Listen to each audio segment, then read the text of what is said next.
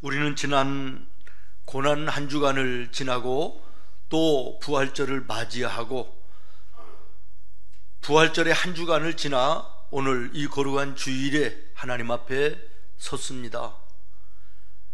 그러면서 예수 안에 사는 자들에게는 고난이라는 것이 결코 고난으로 끝나지 아니하고 부활의 영광으로 연결되어 기쁨이 되고 소망이 된다라는 것을 확인하게 하신 것을 감사합니다. 여러분, 멀리서 이렇게 바라보면 산봉우리가 따로 있고 깊은 골짜기가 따로 있는 것처럼 보이지만 가까이 가서 보면 골짜기와 봉우리는 하나로 연결되어 있는 것처럼 오늘 우리의 삶에 고난이라고 여겨지고 골짜기라고 여겨지는 아픈 일, 힘든 일, 답답하고 절망스러운 모든 일들, 그러나 이것이 끝이 아니라 그것은 곧 그 높은 부활의 영광의 은혜로 연결되는 길이라고 하는 것을, 과정이라고 하는 것을 믿음 안에서 바라보는 우리 성도들이 다 되기를 예수님의 이름으로 축원합니다. 이제 부활하신 예수님, 그 예수님께서 가장 먼저 행하신 일이 뭔가, 이것을 오늘 말씀을 통하여 생각하면서 은혜를 나누고자 하는데, 결론적으로 말씀을 드리면 사랑하심입니다. 따라하겠습니다. 사랑하심. 예, 사랑입니다. 주님의 그 사랑을 우리가 어떻게 표현하고 어떻게 이야기할 수 있을까요?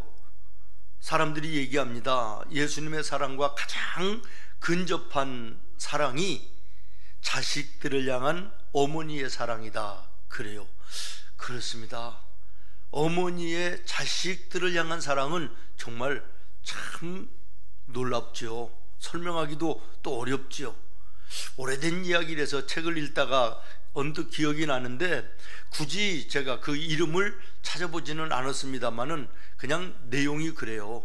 어느 일본의 젊은이가 복면 강도들에게 죽을 만큼 구타를 당하고요, 이제 죽음 직전에 들어갔는데 병원에서도 의사들도 소망이 없다, 손을 놓은 상태입니다.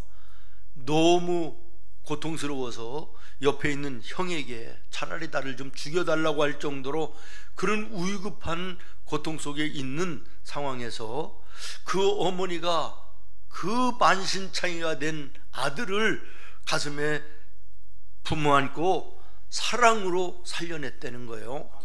근데 이 아들이요, 나중에 일본의 그 명치 유신을 이끌어서 일본을 일약 세계의 경제 강국으로 세우는 신화적인 인물이 되었다라는 것이에요.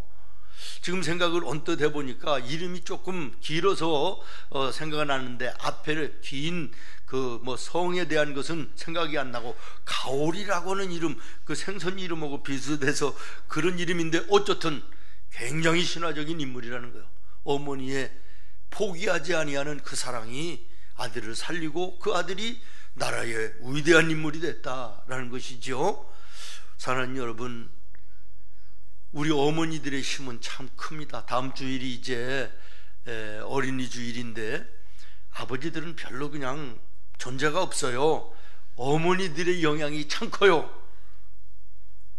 어제 우리 많은 성도들이 나와서 교회 대청소를 하는데 제가 함께 하지를 못했습니다. 부득이 고향 교회에 행사가 있어서 다녀오느라고요. 79년 역사가 됐더라고요. 가서 보니까 우리 모교회예요. 79년 여전에 우리 어머니 그 연세들이 교회를 이제 지으셨어요. 10리, 20리도 떨어져 있는 동네에서도요, 읍내에 있는 교회를 걸어서 오는 거예요. 그것도 새벽에 새벽 예배 나오시는 집사님들, 권사님들이 계셨어요. 성전을 건축하는데요, 오다가 이제 강이 있잖아요, 중간에. 그러면 그 대야에다가 모래도 퍼서 이고 새벽에 예배 나오는 거예요.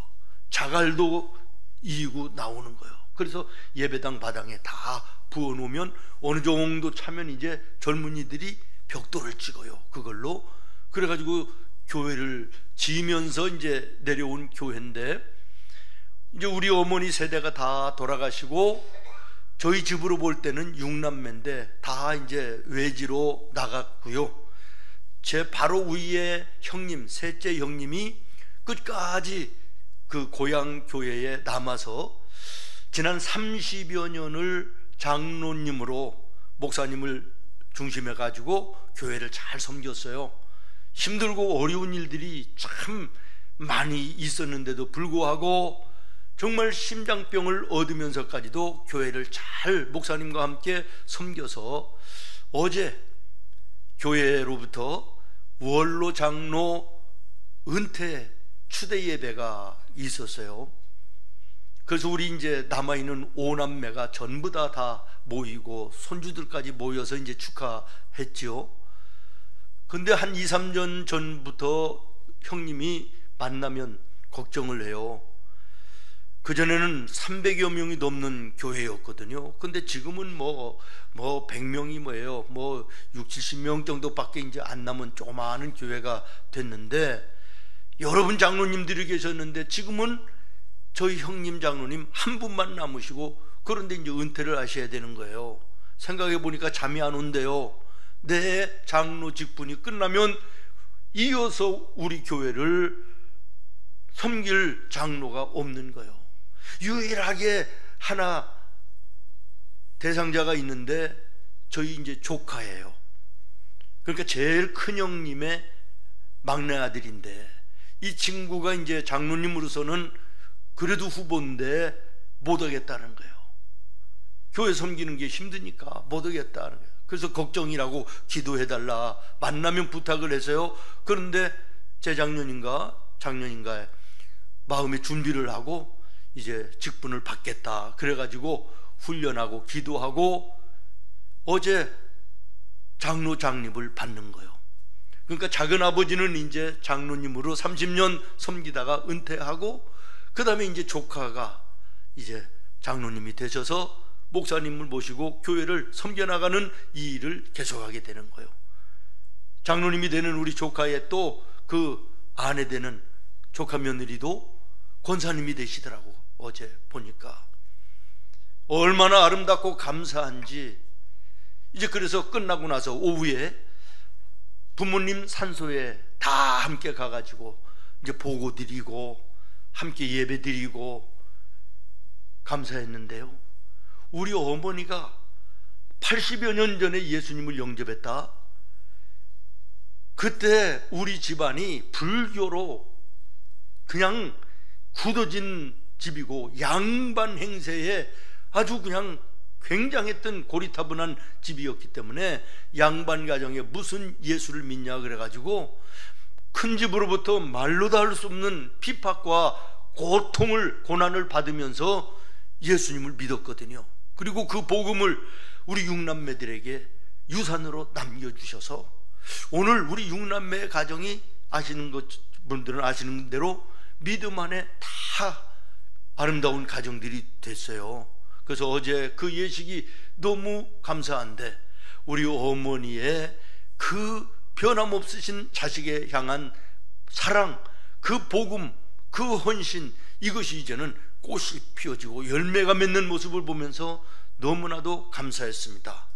여러분, 남의 집 일이니까 별로 은혜가 안 될지는 모르겠으나 저는 모쪼록 여러분의 가정도 예수로 하나 되는 은혜가 있으면 좋겠어요. 저희 집은 매년 자랑하지만 산소 앞에 식구들이 다 모이면요, 예배당도요 조그마한 예배당이 아니에요. 모든 조직이 다 갖춰져 있어요. 은퇴 목사로부터 현직 주일학교 유치부까지 모든 직분이 전부 다 행정적으로 조직이 돼 가지고요 예배당이에요. 거기가. 아멘이 안 되네.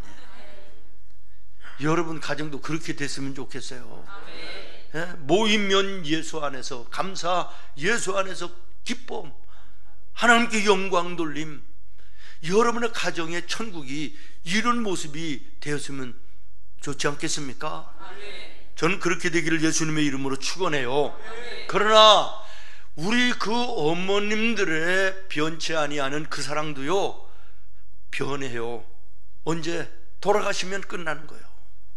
돌아가시면 그 사랑 계속해서 받을 수 있나요, 우리가? 그리고 우리가 중요하게 알 것이 뭐냐?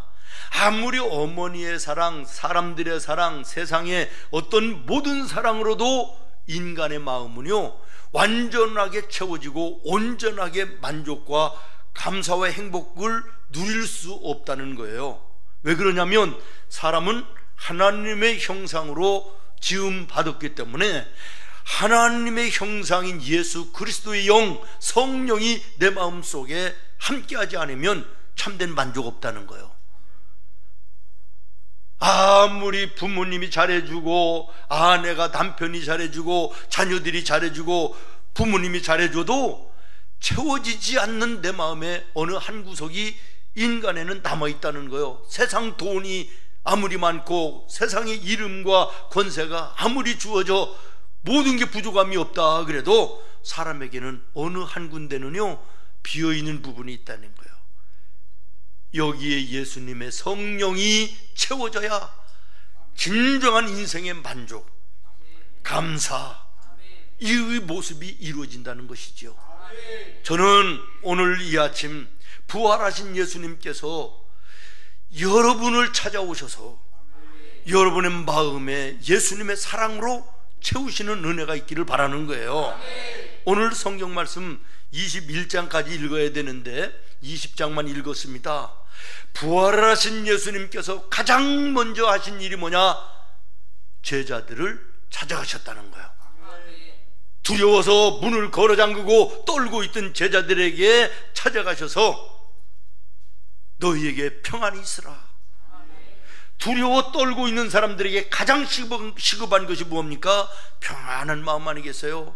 평안을 선포하시고 내 옆구리와 손을 만져보라, 내가 부활하여 살아났다 말씀하시면서 내가 다시금 너희를 세상을 향하여 보내노라, 성령을 받으라. 그들에게 성령을 선물로 주십니다.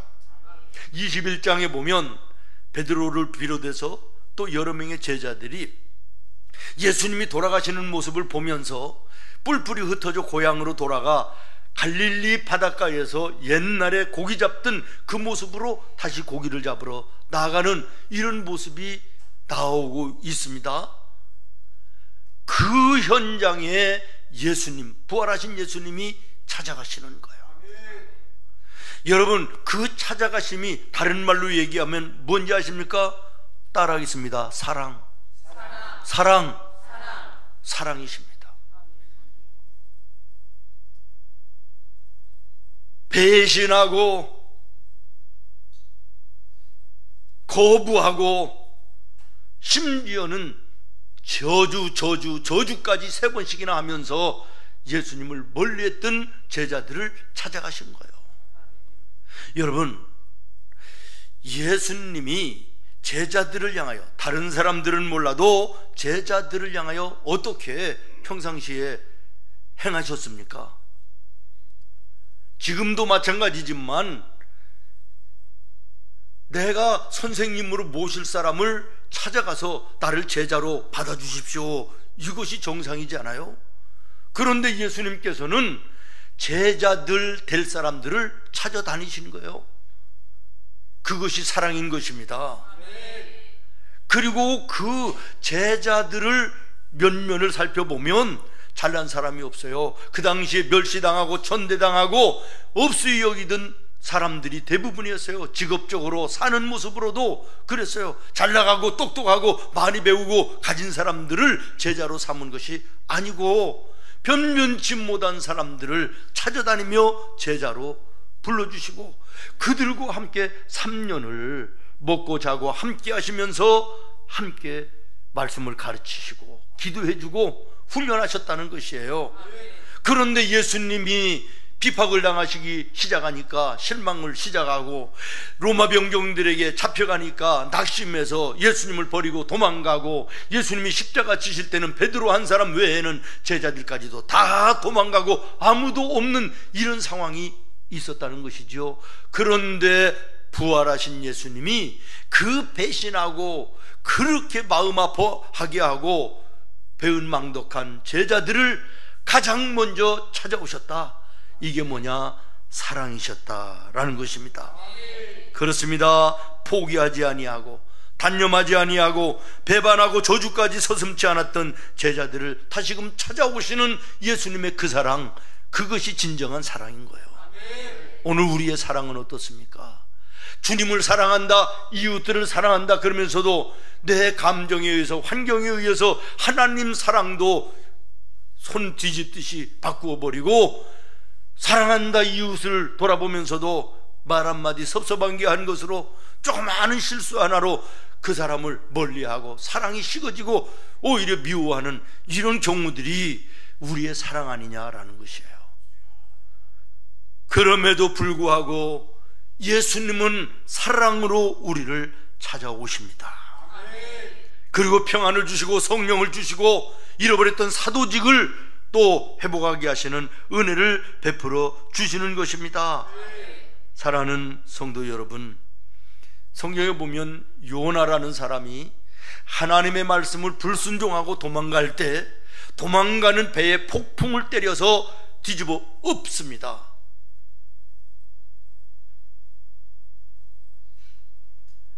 요나가 타고 가는 그 배에 폭풍이 일어난 것이 환난처럼 보이고 고난처럼 생각이 되지만, 그러나 그것은 사실 요나를 사랑하시는 주님의 찾아가심의 사랑이었다는 사실을 주목하시기를 바라요.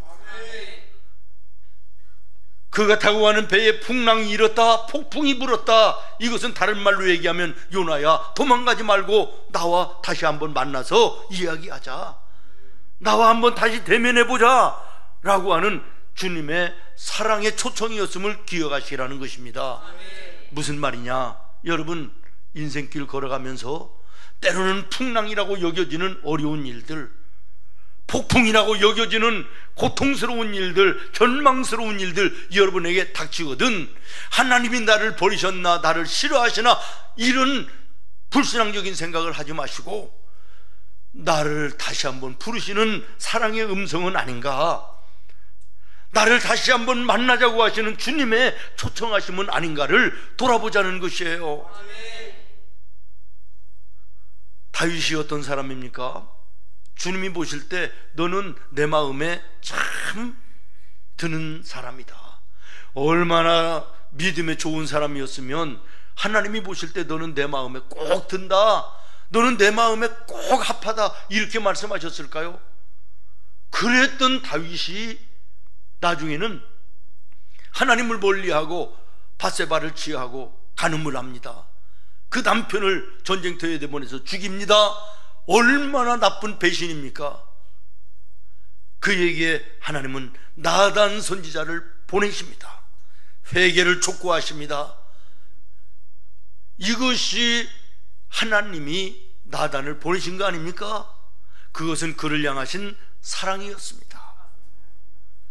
오늘도 하나님께서는 나와 여러분에게 세상의 환경을 통해서, 사건을 통해서, 누군가의 설교를 통해서, 옆에 있는 이웃들의 어떤 말을 통해서 여러분들에게 나단 선지자처럼 계속해서 메시지를 던져 보내고 계시다는 것이에요. 무슨 얘기인지 이해되십니까? 이것은 우리를 향하신 주님의 사랑임을 여러분 기억하시기를 바랍니다. 이사야서 49장 15절에 보면 여인이 그 젖 먹는 자식을 잊겠으며 자기 태에서 난 아들을 긍휼히 여기지 않겠느냐? 그들은 혹시 잊을지라도 나는 너를 잊지 아니할 것이라. 16절에 보면 내가 너를 내 손바닥에 새겼다라고 말씀하십니다. 여러분, 아무리 변치 아니하는 사랑으로 나를 뜨겁게 사랑하는 부모님의 사랑도 돌아가시면 끝나는 것이에요. 남편의 사랑, 아내의 사랑, 자녀, 부모의 사랑 끝나는 때가 오는 것입니다. 그러나 주님이 나를 향하신 사랑은 영원하다는 사실을 다시 한번 기억하시기를 바랍니다. 아멘. 오늘 시대가 바뀌어서 부모가 자녀를 버리는 시대가 되었는데 어쨌든 세상의 모든 사랑은 변해도 나를 향하신 주님의 사랑은 변치 않는다는 사실을 기억하시며 주님의 그 사랑을 내 마음에 체험하고 그 내 마음에 예수님의 그 사랑을 채우기 전까지는 진정한 삶의 만족과 행복과 감사와 찬송이 있을 수 없음을 기억하시며 부활하신 예수님이 찾아오심을 구하시기를 바라고 여러분의 마음에 그 예수님을 채우는 우리 성도들이 되기를 예수님의 이름으로 축원합니다. 저는 이 찾아오시는 예수님의 사랑뿐만 아니라 오늘 본문에 베드로가 주님을 사랑하는 그 사랑도 우리가 본받아야 될 필요가 있다라고 생각합니다. 여러분, 베드로가 비록 정말 결정적인 순간에 예수님을 부인하고 저주까지 하던 그런 사람이었지만 평상시에는요 누구보다도 예수님을 사랑했던 사람이라는 것은 확실합니다. 요한복음 6장에 보면 예수님을 향한 유대인들의 비박이 시작이 되니까 군중들이 다 흩어지기 시작해요. 그 모습이 예수님이 생각할 때 마음 아프셔서 그러셨는지 제자들을 모으시고 물으세요. 너희들도 나를 떠나겠느냐? 그랬더니 다른 제자들은요 꿀먹은 벙어리들처럼요 아무 소리 못하고 주저거리고 있는 거예요. 아멘도 못하고 주저거리고 있는 여러분하고 똑같이 주저거리는데 베드로만 뭐라고 얘기하냐면 주여 영생의 말씀이 주님께 있사온데 우리가 누구한테로 가겠습니까? 여러분, 이것이 가식적인 이야기가 아니라 그 당시에는 정말 진심 어린 고백이었다고 저는 믿습니다. 또 한 번은 제자들을 모아놓으시고 예수님이 또 물으세요. 너희들이 모두 나를 떠나는 날이 올 것이다, 배신하는 날이 올 것이다, 이렇게 말씀하세요. 그랬더니 또 그때도 제자들이 주저거리고 아무 소리 못하는데 베드로가 나서서 이야기합니다. 여기에 모인 모두가 다 떠나도 나만은 예수님을 떠나지 않습니다, 이렇게 얘기해요. 그때는 예수님이 뭐라고 말씀하시죠? 너 닭 울기 전에 3번씩 나를 부인하게 될 것이다, 이래요. 그러니까 베드로가 또 뭐라고 얘기합니까? 아닙니다, 내가 죽으면 죽었지 배신하지 않습니다, 이렇게 얘기했던 사람이에요. 그런데 떠났죠. 저주하며 배신했죠. 그러나 그 당시에 베드로가 예수님 앞에 이야기할 때만큼은 그 사랑이 저는 진실했다고 믿습니다. 21장에 가면 옛날의 생활로 돌아가서 갈릴리에서 고기를 잡는 그 새벽녘에 부활하신 예수님이 제자들에게 찾아가시지요.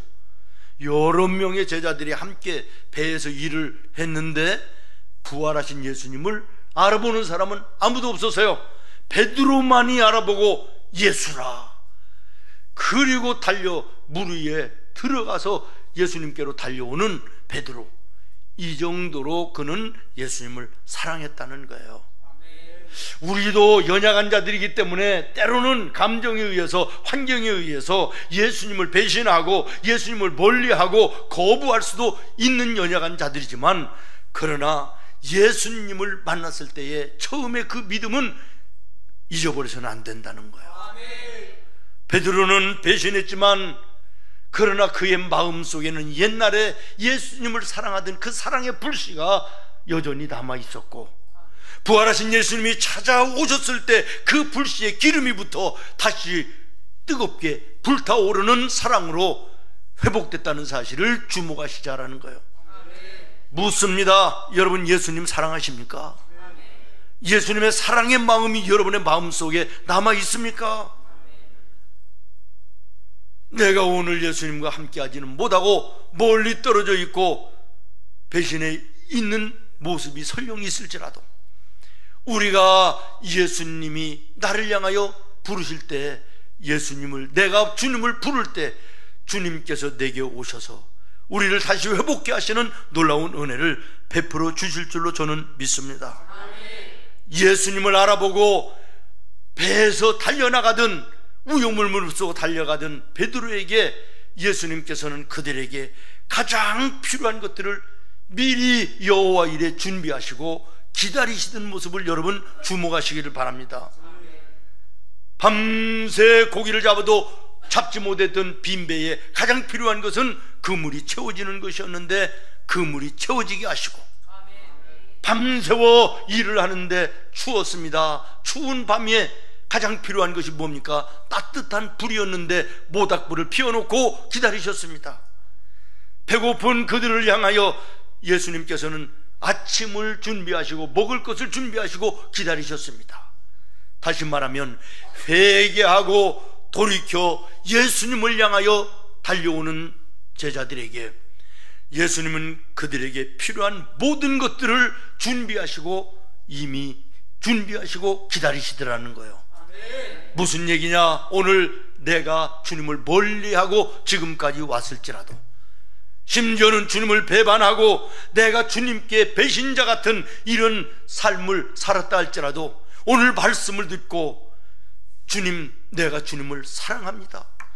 이전에 사랑했던 그 사랑 아직까지 내 마음속에 있사오니 주여 함께하여 주시옵소서. 주님을 불러 회개하고 주를 향하여 손을 들면 우리 주님은 이미 우리의 필요를 준비하시고 기다리시는 주님이에요. 우리의 삶에 부족함이 없도록 영육간의 모든 것들로 준비하시고 기다리시는 주님을 우리가 만나게 될 줄로 믿습니다.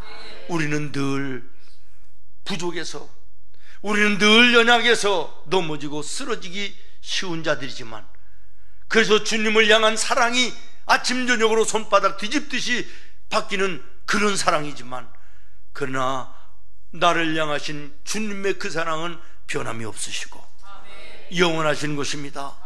지금도 오늘도 이 순간에도 내가 부활하신 주님을 바라볼 수 있기를 기다리시는 주님 앞에, 모든 것을 준비하시고 기다리시는 주님 앞에 우리의 마음을 열어 주님을 부를 수 있는 우리 성도들 다 되기를 예수님의 이름으로 축원합니다. 기도하겠습니다. 주님,